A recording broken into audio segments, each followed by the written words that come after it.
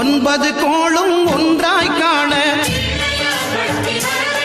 அங்கு கற்பகம் என்னும் கடவுளின் மெய்யில்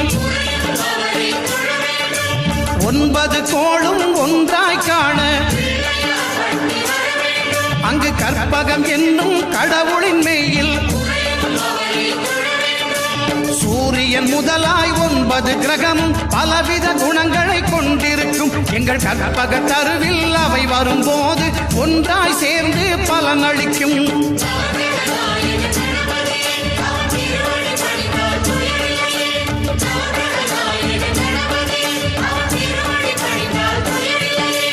ஒன்பது கோள்